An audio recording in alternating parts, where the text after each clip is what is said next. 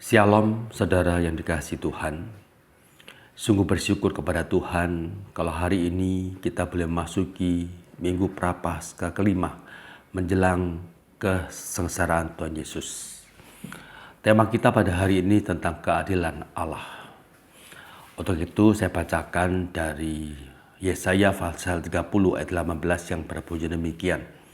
Sebab itu Tuhan menanti-nantikan saatnya hendak menunjukkan kasih-Nya kepada kamu. Sebab itu Ia bangkit hendak menyayangi kamu. Sebab Tuhan adalah Allah yang adil. Berbahagialah semua orang yang menanti-nantikan Dia. Saudara, keadilan dan kasih Allah selalu berjalan beriringan. Karena keadilannya, maka manusia yang berdosa akan dihukum oleh Allah dalam hukuman kekal.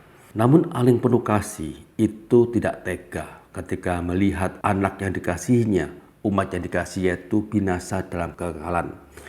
Maka dengan kasih-Nya Allah mengutus Tuhan Yesus datang dalam dunia agar manusia bisa dibebaskan dari hukuman kekal tersebut.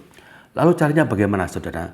Yaitu satu-satunya cara yaitu melalui kayu salib. Saudara, tanpa salib Kristus, tak ada seorang manusia pun yang akan diselamatkan. Semua manusia telah berbuat dosa. Dan berdasarkan keadilan Allah, mereka semua harus binasa. Akan tetapi salib Kristus membuat segalanya berbeda, saudara. Allah telah mengaruniakan putranya yang tunggal, Yesus Kristus, untuk mati di atas kayu salib, menanggung segala dosa kita, umatnya yang percaya kepadanya.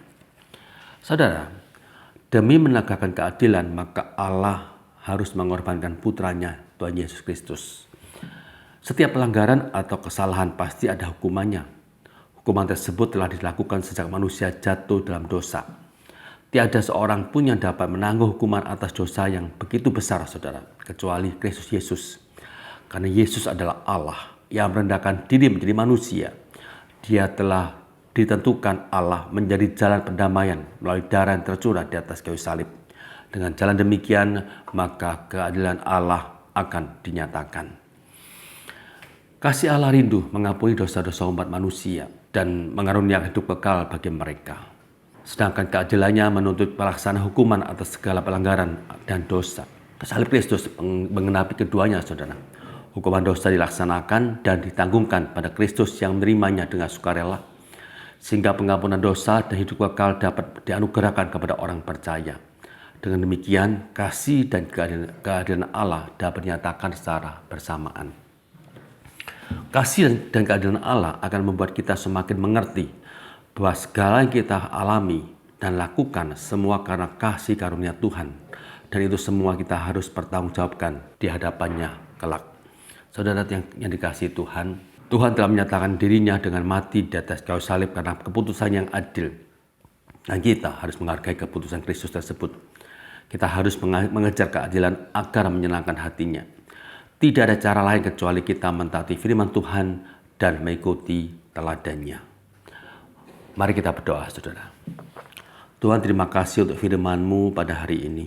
Kembali kami diingatkan Tuhan, bagaimana kami seharusnya bertindak sebagai orang percaya, di mana kami senantiasa melihat kepada Engkau, meneladani Engkau dalam menyatakan keadilan-Mu, sehingga dengan demikian kami sebagai umat manusia yang telah merasakan kasih dan juga keadilan Allah itu, kami pun bisa senantiasa mengejar akan keadilan itu, Tuhan, sehingga kami boleh bertindak adil kepada sama kami, sehingga nama-Mu pun dipermuliakan. Terima kasih Tuhan, dalam nama Tuhan Yesus kami berdoa. Amin. Tuhan memberkati saudara sekalian.